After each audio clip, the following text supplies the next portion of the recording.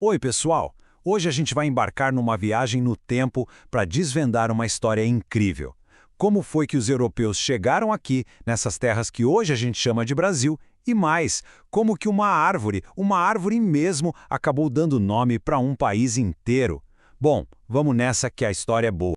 Parece uma pergunta meio maluca, né? O que uma coisa tem a ver com a outra? Mas olha, a resposta para essa pergunta conecta dois mundos que nem sabiam que o outro existia e também uma busca por tesouros que mudou o mapa do mundo para sempre. Vamos descobrir juntos como tudo isso aconteceu.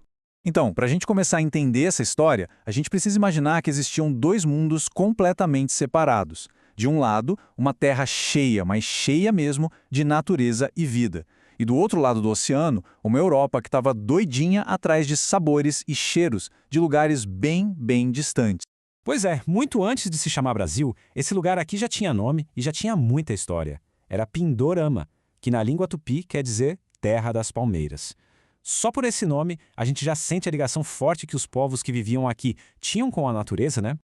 E enquanto aqui em Pindorama a vida seguia tranquila, lá do outro lado do mundo, na Europa, umas coisinhas como canela e cravo valiam mais do que ouro. É sério, eram as famosas especiarias, que vinham de um lugar super longe que eles chamavam de Índias. Olha só esse mapa. Dá para ver como era complicado conseguir essas especiarias. As rotas eram gigantes, super perigosas e outros povos controlavam o caminho. Isso deixava tudo caríssimo. Por isso, Portugal e outros países da Europa precisavam, para ontem, achar um novo caminho pelo mar. E foi aí que começou uma verdadeira corrida. Uma corrida maluca entre os países europeus para ver quem chegava primeiro nas Índias por um caminho novo, navegando por oceanos que ninguém conhecia direito. Era uma competição para valer. Essa linha do tempo ajuda a gente a entender a disputa. Portugal saiu na frente, sabe? Foi explorando a costa da África pedacinho por pedacinho. Aí a Espanha entrou na jogada e pimba! Chegou num continente que os europeus nem sonhavam que existia. A corrida estava pegando fogo. Para não dar briga por causa das novas terras, Portugal e Espanha sentaram e fizeram um acordo, lá em 1494. Foi o Tratado de Tordesilhas. Eles basicamente pegaram um mapa, traçaram uma linha de cima a baixo e dividiram o mundo. O que ficasse de um lado era de Portugal e o que ficasse do outro, da Espanha. Simples assim. Mas, gente, navegar naquela época não era um passeio no parque não, viu? Além dos perigos de verdade, como tempestades horríveis, fome e doenças, os marinheiros morriam de medo do desconhecido. Eles achavam que o mar era cheio de monstros gigantes, serpentes... Nossa, tinha que ter muita coragem para encarar uma viagem dessas. E aí a gente chega no ano de 1500. Agora, o foco é na viagem de um navegador português chamado Pedro Álvares Cabral. Ele e sua turma estavam prestes a fazer uma parada que ia mudar a história para sempre.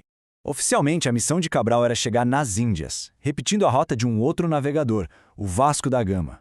Só que, se a gente olhar bem o mapa, os 13 navios dele se afastaram muito para o oeste. Será que foi sem querer? Ou será que já sabia que tinha terra por aqui? Fica aí o mistério. Imagina só, 45 dias no meio do mar, sem ver terra firme, só a água por todos os lados. Deve ter sido uma viagem super longa e cansativa. Até que, um belo dia, finalmente, um sinal de terra apareceu lá longe no horizonte. E no dia 22 de abril de 1500, a esquadra de Cabral finalmente chegou nessa terra nova.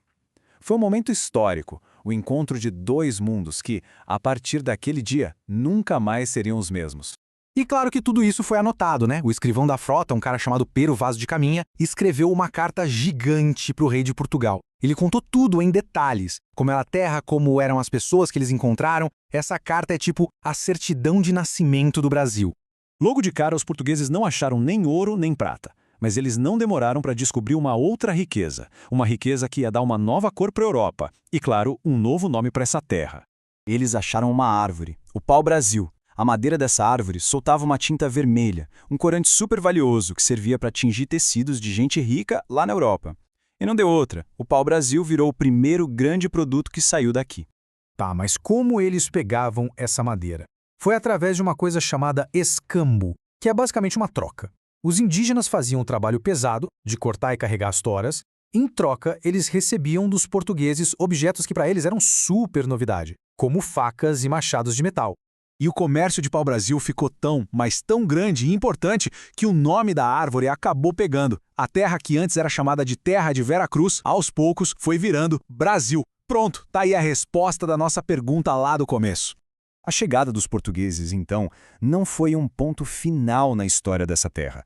Na verdade, foi o começo de um capítulo totalmente novo, que levou à colonização e à formação do país que a gente conhece hoje. E uma curiosidade bem legal: antes do nome Brasil colar de vez, essa terra aqui teve vários outros nomes. Ilha de Veracruz, Terra dos Papagaios, cada nome mostrava um pouco do que os europeus viam ou achavam desse lugar novo. Depois do pau-brasil, o interesse de Portugal só aumentou, mas outros europeus, tipo os franceses, também estavam de olho. Para proteger a terra e começar a ocupar de verdade, Portugal mandou mais gente e fundou a primeira vila. O Brasil começava a ser colonizado. Então, deu para perceber que aquele encontro lá em 1500 foi um momento chave, né? Foi o começo de uma história nova, com muitas mudanças, conflitos e também muitas misturas, que com o tempo foram formando o povo e a cultura do Brasil. E para a gente terminar, fica aqui uma coisa para pensar. A gente viu a história do ponto de vista dos europeus que chegaram, certo? Mas e o ponto de vista dos povos indígenas que já moravam aqui em Pindorama? Como será que foi para eles? Pensar nisso ajuda a gente a entender a história inteira de um jeito muito mais completo. É isso, pessoal. Até a próxima!